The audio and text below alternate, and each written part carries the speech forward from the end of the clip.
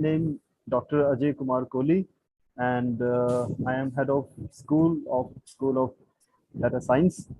But today I'm engaged here with little different topic, but related to the data is linguistics, right?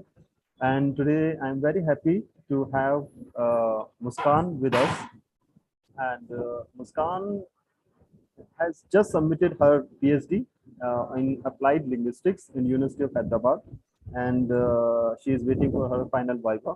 And our best wishes for her viva, and she'll be coming with a bright plus and success, right? Thank you. So soon to be a one doctor and Dr. Muskan. Yeah? So advance congratulations, Muskan, on that. Thank you. And a few words about Muskan, and then floor will be open for her presentation, right? So Muskan, as I told, she has submitted PhD in applied linguistics, and she has also completed MPhil and MA in applied linguistics. Both are from University of Hyderabad. And while doing MA, she was gold medalist, so she was one of the best student in that batch. And she has done her BA in English literature from Patna University, and her research interests are related to the social linguistics, endangered languages, semantics, taboo language, right? And she is joining us for this talk from Bangalore. And other than studying linguistics, she's also interested in writing and painting, which I came to know from her only, which is fantastic for any academicians to have several interests, to keep yourself creative. Okay. And along with this, she has also attended and presented papers in conferences, and she has published in the peer-reviewed journals as well. Okay. And she is also UGC NET qualified in the linguistics. Right. So why I approached Muskan actually for this talk is because some of our students, I thought it would be better if they know what are the career opportunities we have in the field of linguistics, right? So most of our students are 12th passed or maybe graduate. So I thought if we learn from a very new person who has just submitted a PhD and has done MPhil and MA, so I think that will be a right person who can tell us right now what are the career options in the field of linguistics to a person and to the students who are completely new to this field, right? So that was the whole purpose to go for this talk. And Muskan, you're free to speak in English or Hindi or mix, completely free for that. And we can close around 3:50. So if you want to close early or if you want to take questions and in between, so you are completely welcome. And for the students, please look at your mic carefully so that it's mute until you have some questions to ask. Okay. So I guess we all are good to go. So yes, Muskan. Thank you, Ajay, and thank you, Digital Nalanda, for giving me this opportunity today to mentor these new budding students or scholars who are going to do really bright in their future. So hello, everyone. Here, I cannot see any of you, but yeah, I can see that there are a few people. So let's begin. So today I am going to introduce you to the domain of language and the science of the study of language, that is linguistics. It is a subject which comes into the academic scene when you are doing any of your literature subjects and then it comes there as an additional subject to you in the third year, probably mostly when you're doing your English literature, Hindi literature, or any language per se. Apart from that, also, it's not like you need to have a literature background if you want to get into the domain of linguistics for your master's studies. The eligibility to get into linguistics fraternity is just to have graduation in any stream, and then you can appear for the entrance exams that majority of these central universities and other universities as well have for their master's level, MPhil level, and PhD level linguistic courses. So, okay, so the talk of today is Introduction to Language and Linguistics, its nature, its scope, and the career prospects that it has. So today in this class, we will be going to answer, or by the end of the class, I'll expect you to understand or have answers for the 5 of these questions, like what is language? Since when language became an object of study? What is linguistics? What make linguistics a scientific study of language? And what are linguists and what do they do? And how does linguistics differ from literature studies and relates to other disciplines? And what career opportunities are available for linguists? So we'll move forward with each of these questions one by one.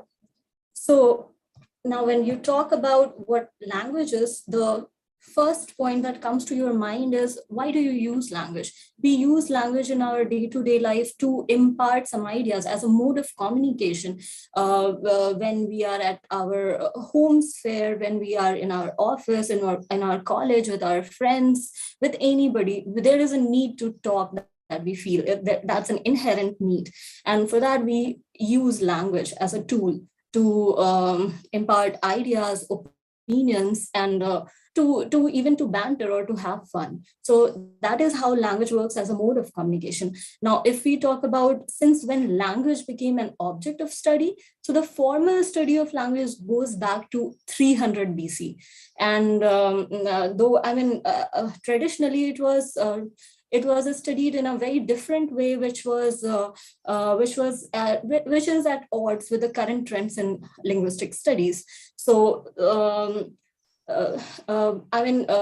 and afterwards, there have been different. I mean, linguistics or languages have. It's a very interdisciplinary scenario where more than one discipline comes together, and then you study language, because the prominence of language is in different fields, and therefore its use is also there in different fields. So earlier, language was studied from the domain of behavior sciences, because language was seen as a behavior. And so there are different school of thoughts through which language has been studied in the past. For example, the first one is empiricism, which says that when you study language, it's not just about the use of language, but it's also about how a child, when a child is born, how does a child suddenly starts talking? I mean, how does he learn the language, or how does he acquire the language rather? So these school of thoughts are based on ideas behind that. So the school of empiricism says that when a child is born, the brain is completely empty. And whatever the child learns, even if it is language, it learns through the environment that he is in. So, but empiricist views were discarded very soon. Then came the behaviorist approach to language, according to which it was considered more of as a stimulus response, in a stimulus response kind of way. So if you want to know what stimulus and response is often attached to a stimulus. And for according to it, a child learns a language in sense of rewards and reinforcement. So if you can relate to your own life, you must remember that when we were children, then our parents would ask us to do something, and if we are doing good, then they will reward us with something, even if it's just a chocolate. And if it is and if we do bad, then there will be punishments. Or the more we do good, the more we are tempted to repeat it. So this is what we call rewards and reinforcements. And exactly, language skills were also developed in the same way. That is what behaviorists thought. But then Chomsky, in his mentalist approach or rationalist approach, discarded this view. That he says that no matter how much stimulus is there in the environment, a child can never acquire language. There is always a poverty of a stimulus there, and a child can never learn language just on the basis of the environment he is in. So there have been a lot of experiments also where children, the moment they were born, they were secluded. They were put in places where there was nobody, and then their language was there was experiment, and it was seen that they were not that good when it came to speaking or comprehending something. So mentalism said that every child, when a child is born, there is an inherent language acquisition device innate into our head. So that allows every child to learn language, and no matter how many languages at a time, with ease. So this whole idea gave birth to the concept of universal grammar. What we have read, so far in our school days, we have read about the grammar we have read is prescriptive grammar, that is the traditional grammar. But when you are in a linguistics class, what you will be asked about your ideas of the grammar that you have read at a school level, but you were asked for it to remember it, only to discard it, and to you should have a basic idea of it, but then you have to discard it or forget it in order to learn universal grammar. So this is pretty much about since the study on language so far. So now we are going to talk about some of the communicative functions of language, which was given by Jacobson in 1960. There are 6 of them.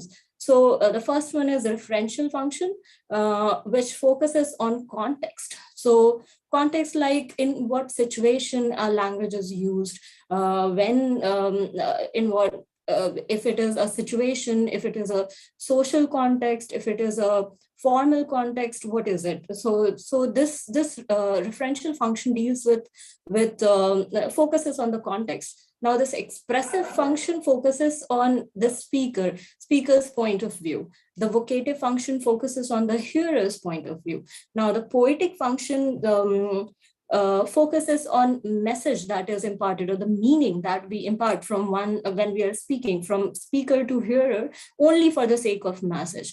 And then phatic function focuses on contact. For example, we use language just for greeting each other. There is no specific meaning to it, but we are in contact with somebody and then we want to greet, so we use that language. Now, also there is metalingual function, which says that, for example, now today I'm talking to you about language by using language. So the use of language to describe language itself is called metalingual function. Now we will talk other, like Hockett 1958 also gave around 16 design features of human language, which are very interesting. Some of them you might not have even thought. We have been using language since we are born, but we never thought about it in that way. So for example, there are vocal auditory tract, which means that the sounds that we produce are produced from our vocal tract, and then it is perceived or heard by the other person with the help of their auditory tract that is related to their ears. Now, the second design feature is broadcast transmission, which means that whenever a sound is produced, as a listener or as a hearer, we perceive it as coming from different directions. We perceive it as coming from one specific direction. However, sound flows in every direction. Now, the third feature is of rapid fading, which means the moment we speak, whatever message we have channeled, it fades rapidly, like very fast. Then the fourth feature is interchangeability, which means the role of a speaker and a hearer can be reversed anytime. Total feedback means that when you are speaking, have you ever noticed that you can hear your own voice and you can internalize the message that you are saying yourself? So that is the property of total feedback. By semanticity, we mean that everything that we speak has meaning, some or the other meaning. Even if it's not useful for somebody, it has some meaning. Arbitrariness means that there is no one-to-one relation between why a word means what it means. why a table is called a table and not a chair, and why a chair is called a chair and not a table. That relationship is arbitrary. Then there is another feature called spatialization, which means language is invented specifically for the purpose of communication. Another feature, displacement, means that the property which reflects that a human being can use a language to talk about things which are not exactly present in front of their eyes. That shows how we can talk about something that happened in the past or something that is going to happen in the future. Then productivity means that you can use like a smaller entity of meaning can be used combined to form more meaning. And the traditional transmission means that we learn, as human beings, we learn language when we are in groups or when we are in community. So language is transmitted culturally from generation to generation.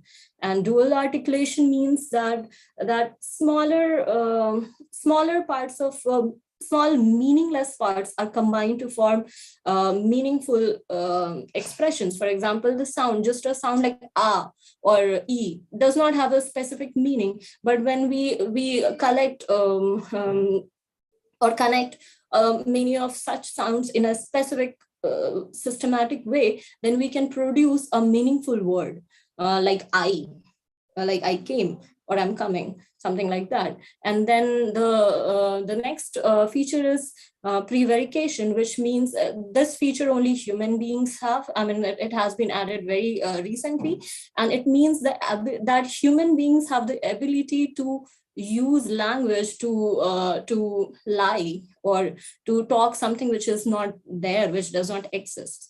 The feature of reflexiveness says that it denotes the same thing, that the meta lingual communicative function, that a language can be used to describe itself.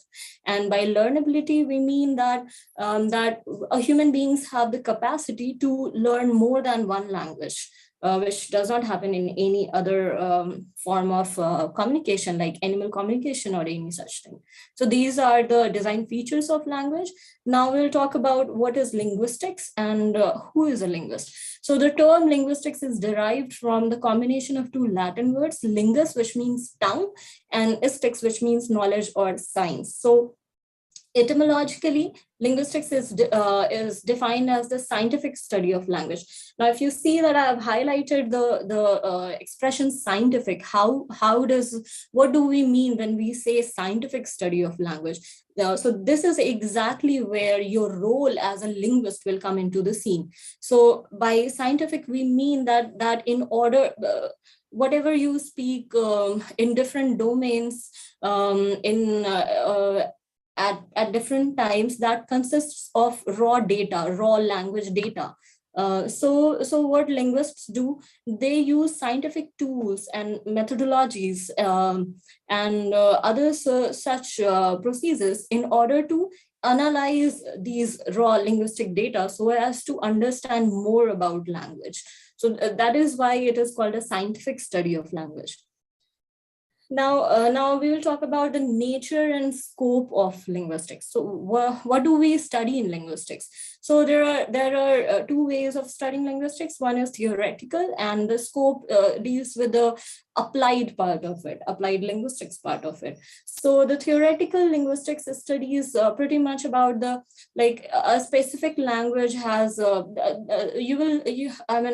once you start studying linguistics, you will know that there are certain sounds which are there only in one language and not there in another language. Similarly, there are words which exist in two different languages, but not in some other language. So these kind of phenomena are dealt with in theoretical linguistics. And when we are talking about linguistics, it's not exactly that we are dealing with one specific particular language, but we are talking about human language in general. That doesn't mean that as a linguist, you have to, when you're doing the research, then you have to deal with languages of the world all at a time. You will choose, majority of time, we choose our mother tongue or any other language that we are comfortable with. But it does, the scope of it is extended to human language, the overall human language, and how language works at different spheres, how language works in society, how language works when we try to find meaning of things, things in different contexts. So this is what theoretical linguistics deal with. So when you study linguistics, there are the subjects that you have to deal with are phonetics, phonology, morphology, syntax, semantics, pragmatics. So when you study phonetics, you have to deal with the production, the transmission, and the perception of sound. By production, I mean how sounds are produced, what kind of sounds are produced, and transmission, I mean like channeling or transferring of sounds from one person to another, like from one person's mouth to another person's ear, and that is what is called perception of sound. Now when you talk about phonology, it is the study of sound patterns and their meaning both within and across languages. The third subject is morphology, where you study words, how words are formed. There are different word formation devices, like you must have, like, even if you are a Hindi speaker, you must have read sandhi in your school. So these are word formation devices which are used in a language, speakers use in a language to form new words. So morphology deals with study of words. Now we move from words, we move to sentence in a language. So the structure of a sentence, be it a phrase, be it a whole sentence, the larger units, which consists of different, like more than 1-2 words combined together in a specific fashion or a specific pattern, so as to make something valid or correct, grammatically correct. This is studied in syntax. The next subject is semantics, where we study meaning, how once we form a sentence, how meaning is derived from that sentence. That forms the part of semantics. And then pragmatics comes into scene, because we use language in different contexts. For example, the kind of language that you use in a classroom will be very different from the kind of language that you will use among your friends, or with your parents, or with your siblings. So this is where pragmatics comes into scene. So now if you talk about the scope of linguistics, then we have to see how linguistics differs from literature studies, because both deal with language themselves, and how linguistics relates to other disciplines. As I already said, that linguistics is a interdisciplinary subject. So linguistics differs from literature studies in the sense that when we are doing a study of language in linguistics, we are dealing mostly with spoken language. And while when we are doing literature, we are majorly talking about written works, or whether it's a poem, it's a story, it's a novel, whatever it is. So that's where the two language, the disciplines differ. And that is why linguistics, because it uses scientific methods, it's called a science of language sciences, and the literature is literature itself. So now, as I said, when you the scope of linguistics, the interdisciplinary nature of it brings lots of other subjects inside the linguistics domain for a student to read, or for a researcher to explore. So these include subjects like social linguistics, psycholinguistics, computational linguistics, field linguistics. There are many more, like neurolinguistics is there, historical linguistics is there, and every probably, I mean, a safe way to say this is every subject that you have heard of, be it sociology, be it psychology, be it philosophy, be it computer sciences, all of them have a relation with language, how language is used in that specific discipline. So that's where these subjects come into play. And let me tell you that at present, the most financially lucrative, or financially the best option to have a career in linguistics is to go for computational linguistics, because you must have heard about program languages, and particularly because in all over the world there are more than 4,000 languages, and research says that one language is dying every 1 week, which means that probably in the next 100 years almost half of the languages of the world will be dead. So there is, many linguists, many researchers, experts, they are trying to save languages. They are trying to document languages in digital format, in print, in every way possible. They are trying to come up with apps and many such programs, many such things where they use artificial intelligence and natural language processing to preserve languages and to come up with apps which are specific mother tongue or tongue related to promote languages as such. So it's a very lucrative domain when you think about career in linguistics. And let me tell you, people are paid in like lakhs, 40 lakhs or so if you are really good at it. So as most of you are budding students in your 12th and all, and if you have any interest in computers and all, you can really, really look forward to computational linguistics domain. Now,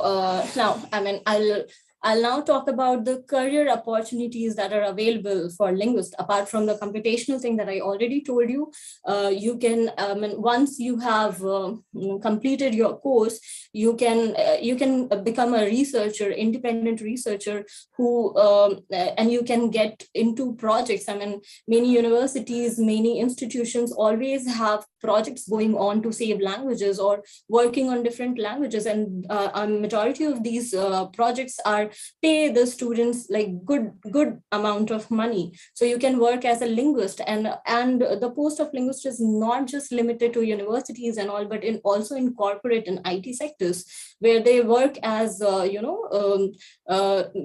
language specialists. So apart from that I think so far by today, the most famous of career domain for linguistics is of academia. That is, you trying to get into educational sector by becoming a professor, by becoming an instructor, language instructor, teacher.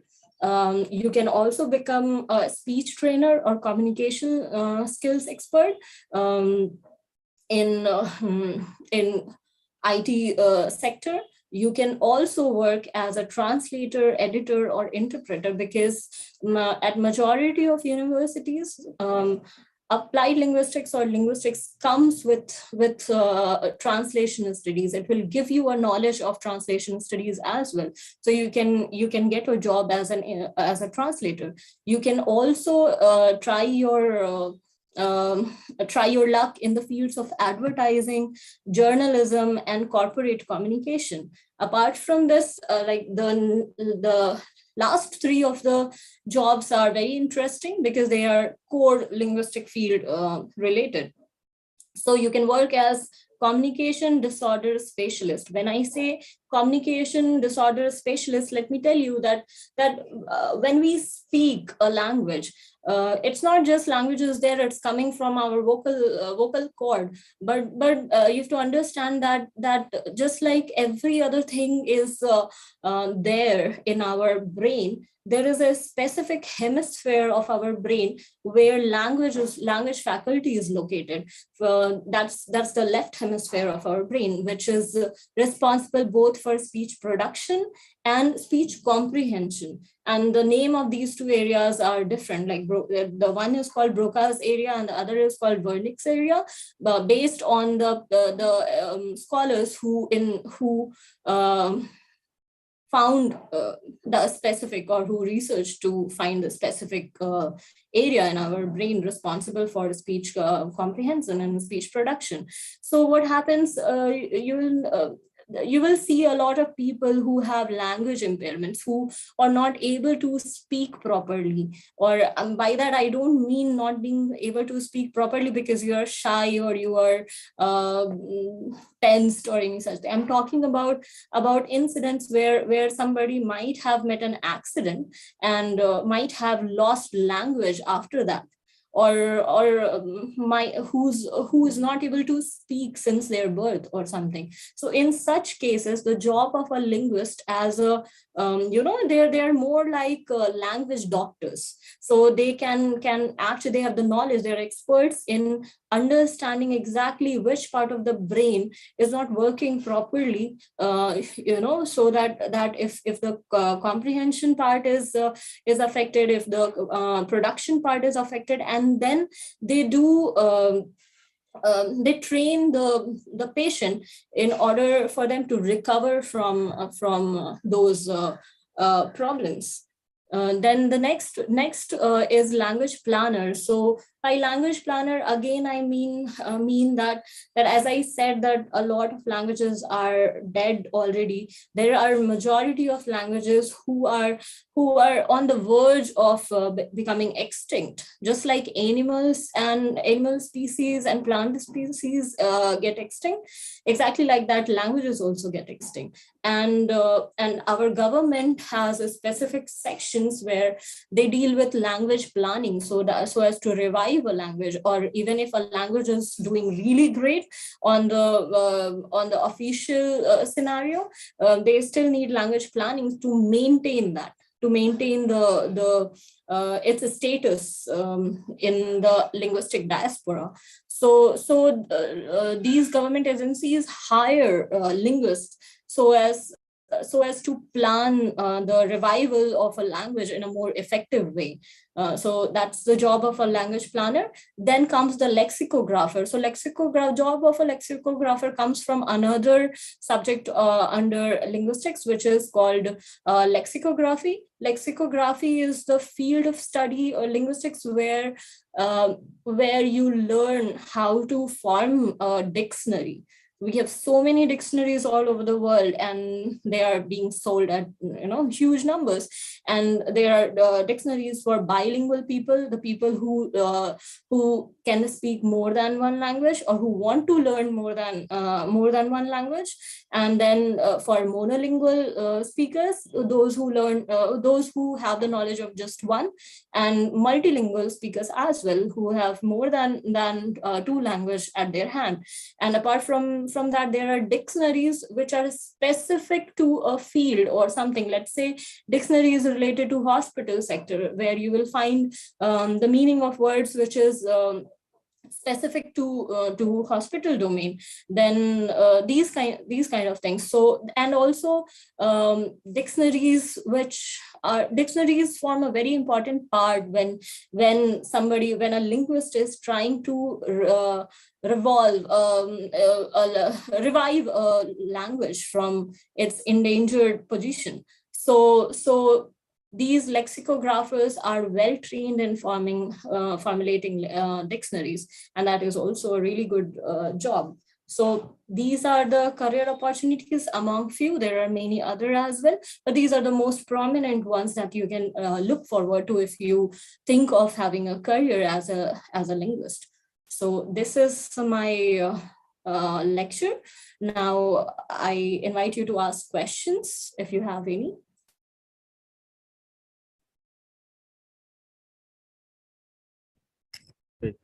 Yes, now floor is open for the questions now. So students and participants, if you have some questions, so either you can ask me to unmute you, or you can drop your question in the chat box.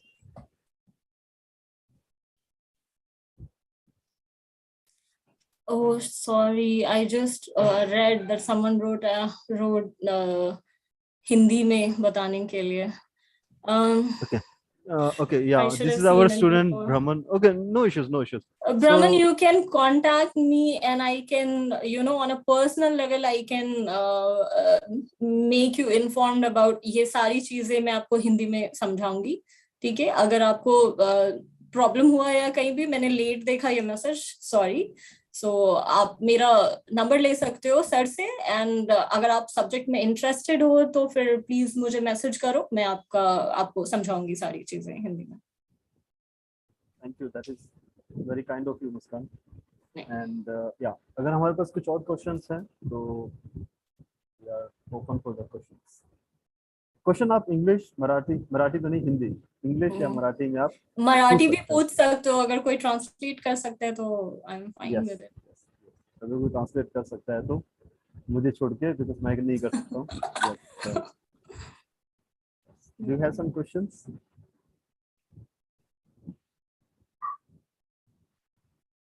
Okay, ठीक है, अगर हमारी questions नहीं है then we can okay, we have Okay. One question. Okay, so Oh, wow. Okay. Rohit की तरफ से question है। Hello ma'am, this is Rohit Kumar, I am pursuing my masters in applied linguistics in US. Okay, Oh, please that's really nice, Rohit. I am also alumni of the same university. Okay, ask me, आपका क्या question है?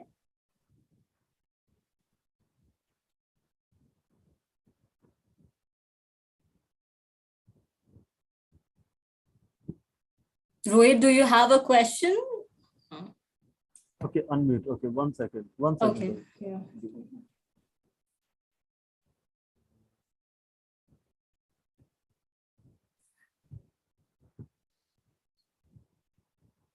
Yeah, Rohit, Hello, please ma'am. speak. Yeah. I'm pursuing master from here only, University of Hyderabad. I'm doing applied linguistics. I have questions regarding computational linguistics. Yeah. Like, we have instructed like we will have two types of course. Like one is normal like Python and ML, and Uh-huh. there will be like advanced level Python course in the final semester. Okay. So I just want to know that how can we apply, like for which profile we can apply after having the computational linguistics? Because in like many of my friends, they have done their masters in computational linguistics from EFLU. So they have a full-fledged course done in computational linguistics, and we are doing as a like minor only. So Okay, I'll answer your question. Good to know that University of Hyderabad is now providing advanced courses also in computational linguistics. This was not there in during our time. So yeah, what I will suggest you is, it's right that computational linguistics is also there. I mean, studied at a master's level itself, and we only get a chance to study it as probably one or two papers. But let yes, me tell you that that doesn't determine your expertise in the field. Okay, so if you are really interested in it, you will have to pursue it forward. I mean, apart from your masters as well. And even if you don't do it, just get really good marks in it and have good grasp of the knowledge, the Python language that you are learning there. And then when there are posts that you will get in many corporate sector companies and all, as computational linguist itself. Okay, there might be a case that those people might be favored more, but let's not get disheartened by it, because they will at the end of the day they will check your knowledge in the domain as well. Okay, they'll ask you questions, they'll make you write programs and all that, and if you're good at it, then you will also get the job.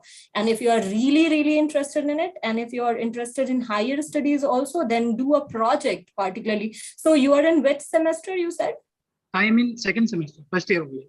Okay, so you are in first year only, right? So when you go into your fourth semester, you will be asked to do two projects, right, in your masters, by the end of your masters. We will have project and field work this semester. Yes. So if you're really interested in computational, do your project in computational linguistics. Okay, find a really good topic and then do it. So that will, give you a leverage over normal applied linguistic master's students. And then there are courses that are being provided by IIT, Hyderabad, which is very near to our university, and they provide diplomas and summer schools in computational linguistics. You should look forward to those as well. It will help you in building career as a computational linguistics. You can go for a MPhil or a PhD in computational linguistics as well. That will really help you. I know people who have done their PhD in computational linguistics and have got packages of 40 lakh by Google and all. Okay. And one more question, ma'am. Yeah, please. Yeah. Like I'm also interested in forensic linguistics. And I don't think like there are universities they provide forensic linguistics here in India. Yeah. Forensic linguistics, yeah, it's a very interesting subject. I mean, even I was like really lured to it, tempted to it. But sadly, I mean, I don't think there are any departments in India who, or professors as such, who are trained in forensic linguistics here. But if you are really interested in it, then maybe you should, do the little bit of self-learning and then apply for, apply for courses abroad. Okay, because That's so forensics, forensic science, linguistics has a really good, um, you will have really good opportunities abroad. That's what I will suggest you.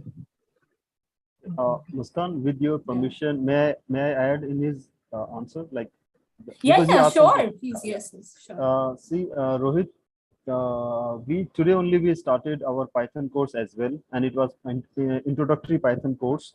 So if you are interested, you can, and it is a weekend course, Saturday, Sunday, 2 hours. So because see, being faculty of a data science, I tell you one thing. In the academic degree, you get only the introduction of any software. You cannot be master of anything during the academic degree. Yes. So, but good that and the people whoever will take you, job related to that, so they know that you cannot be master of that tool. But point is, you express your interest and you start somewhere, and then when you are on the job, your real learning happens that time actually. That was the real place where you learn more. But those courses are be taught so that you can your interest, and you can just dig little bit, okay, whether this really give you pull or push or not, and then you can go further in that. So please, if you want to go for the computational linguistics, as Muskan told, is a fantastic career option, bright opportunities, and with a lot of money, of course, because data science is in all there. And we should not be ashamed of making money. Of course, we're not, because we are working hard, and if we are good in that, we should go for it. There is no harm in that. And from the Nalanda side, what help we can do is, because we as part of the School of Data Science, we are doing our language, Python language, and we are coming with more introductory courses which are completely free, right? And recordings are also available. So definitely you can learn further from there. That is the one help we can. I have tried to register for Python course, but I couldn't do it. I don't know, like there was some technical issue, like my net was not working, I guess. Okay, because yesterday evening only we closed the link 5 o'clock because we got around 500 applications. So like, can I apply now, sir? You can try, why not? So let's see. Let me just send me an email. Just send me an email or contact somewhere, so that we can get it done. Okay, because only one session is done today, so you can watch the video or recording, and then you can start from tomorrow onwards. Okay, so that will be fantastic.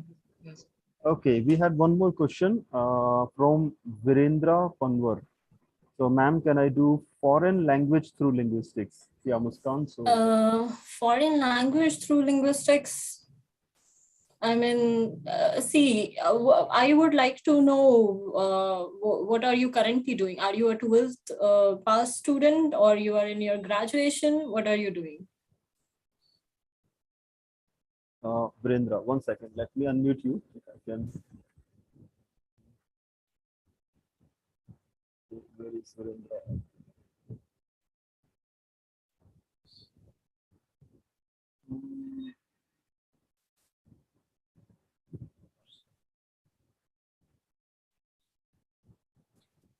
Okay, and you're doing your BA in what subject? May I know?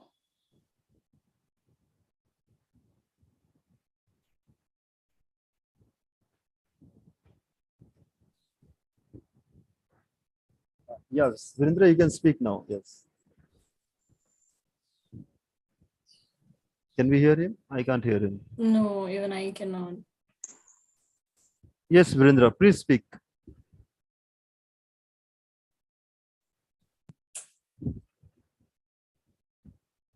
Okay, if there is a problem, you can write in the chat box. The chat box, yeah.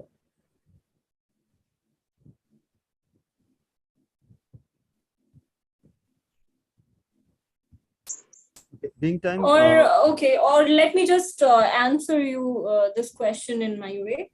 So if see, majority of times when you are, I mean, I didn't exactly get what you're. Okay, some problem with his mic. It's okay, Vendra. Listen to me. So majority of times you will see people who have done their bachelor's in, you know, a foreign language, let's say French or something, because these languages are also taught at graduation level. And once they are done with that, you will get some linguistic exposure in that the literature of that language, and then they come to do MA in applied linguistics and all. So that is one way of going with it. Another you can do is the only problem is you cannot do a foreign language, course, whether it's just a language, literature per se, or linguistic course at a master's level if you don't have a knowledge of that language, because you won't be able to clear the exam only, and also you won't be able to understand anything. So if you are interested in, really going into BA or MA of a foreign language linguistics, then you have to start a little bit earlier. Okay. What you can do now is, if you do not have a language background, particularly a foreign language background as your BA course, then what you can do is you can apply for applied linguistics at your MA level, and then simultaneously you can do some course from a good reputed institution in some foreign language that you're interested in. Let me tell you that knowing foreign languages will help you a lot when it comes to, your career as a linguist. I'm myself learning German at present. I mean, now also I'm learning. And also, let me tell you, I mean, for example, the university from where I did my master's, they provide courses in foreign languages, that every student from every stream can apply to. So these facilities are also there. So maybe you can, if you're interested, then you apply to these kind of universities where you get a hand-on knowledge of some foreign language as well as linguistic knowledge, together. So these are the ways you can go forward with it.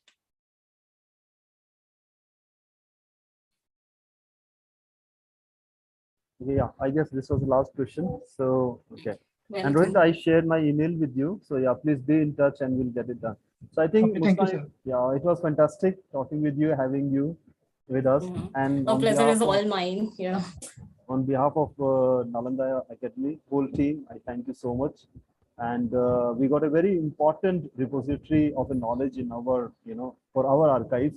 Because if any student want to know what is the basic structure of the language, linguistic, what are the options, so you very precisely and in a very gist and nicely, you put through a presentation, which was fantastic to, to look again and again and learn from it. So thank you so much for sparing time for us. Yeah, thank you, Ajay. And I mean, if you people, Nalanda, Digital Nalanda needs me again ever for any kind of thing just to help students, that I am there.